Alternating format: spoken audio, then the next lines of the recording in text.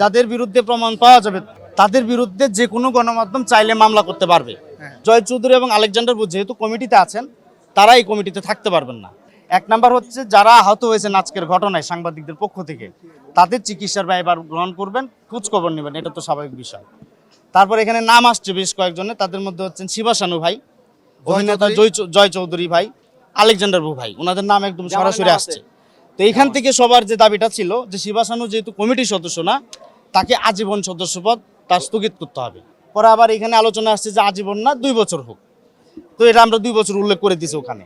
আর জয় চৌধুরী এবং Alexander booth যেহেতু কমিটিতে আছেন, তারা এই কমিটিতে থাকতে পারবেন না, তাদের পদত্যাগ করতে হবে। তাদের কমিটির সদস্যপদ বাতিল হ্যাঁ, করতে হবে।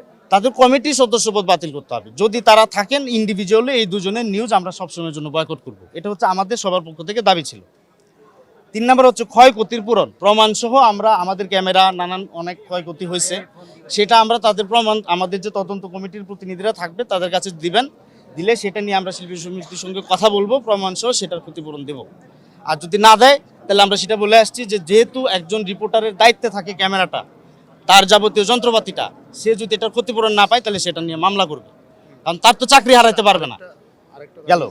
আরেকটা হচ্ছে প্রেস বিজ্ঞপ্তি দিয়ে সবাই মানে সম্মিলিতভাবে শিল্পী সমিতির পক্ষ থেকে একটা প্রেস বিজ্ঞপ্তি দিবে আজকের ঘটনা নিয়ে, দুঃখ প্রকাশ করে ক্ষমা প্রকাশ করে। আরেকটা দাবি করা যায়, সেটা হচ্ছে যে আমরা এই দ্রুত সময়ের মধ্যে ব্যবস্থা নিয়ে আচ্ছা বলছি, সংবাদ বয়কট করব।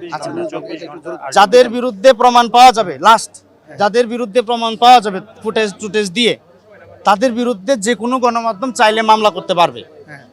এই বিষয়ে শিল্পী সমিতি কোনো ভেটো দিতে পারবে না। আমরা 24 ঘন্টার আলটিমেটাম দিয়ে এটা আজকে ওদের দিয়ে আসবো।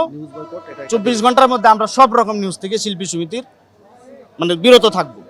এরপরে এখান থেকে যে সিদ্ধান্ত আসে আমরা সেটা সবার একটা, যেহেতু সবাই ফেসবুকে আছি, অনেকগুলো গ্রুপে আছি, সবার মাধ্যমে একটা জানাই দিব।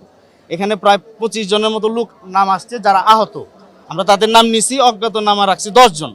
যদি আরও কেউ থাকে আপনারা বলবেন, সেটা আমরা অ্যাড করে নেব। আর কমিটিতে থাকছি আমরা 4 জন তদন্ত কমিটিতে, সেটা নিয়ে আপনারা কথা বলতে পারেন।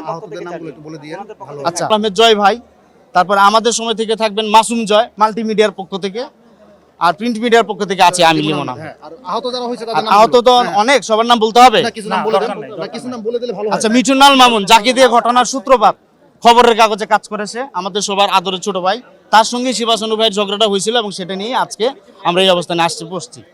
তারপরে দেব, Desh TV, Ali Ahmed the news, Shuvo the news, Sirat Al Mustakim business Bangladesh, Daud Howlader প্রতিদিনের সংবাদ, আরমান খবরের কাগজ, Rajibul Bangla vision, Alim ATN news, Rajibul BD নিউজের 2 জন, নামটা লেখা যায়নি, 2 জন আমরা উল্লেখ করে দিছি, আবিদ রহমান সকালের সময়, Raju plus Nasir Zee TV, Rabiul Islam Rubel daily Bangladesh, প্রান্ত ঢাকা এজ, মাসুম জয় আমাদের সময়, শাহ আলম দেশ টিভি, সুকান্ত চ্যানেল 24, আজহারুল ইসলাম বাংলাদেশ প্রতিদিন, মামুন বিনোদন 24, নাইম সংবাদ বেলা, অজ্ঞাতনামা 10 জন।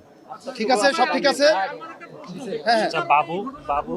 এখন ধরেন এটা ব্রিফিং করার সময় এখন না, অনেক রাত হয়েছে, কি কারণে ঘটছে একটা জিনিস ছোট করে বলে দেই, মারামারি করতে পারবো না, আমরা হয়তো মামলায় যেতে পারবো। সেই জায়গা থেকে আমাদের সেটা বারবার বলা হচ্ছে মামলা আমরা করব, কিন্তু মারামারি আমরা কেউ করবো না, করতে চাইও না, কারণ যারা ক্যামেরা পার্সন ছিলেন প্রত্যেকেই নিরস্ত্র ভাই, এদের কারো হাতে অস্ত্র ছিল না। একটু ছোট করে বলে দিই, ঘটনার সূত্রপাত হচ্ছে একটা ইন্টারভিউ করা নিয়ে।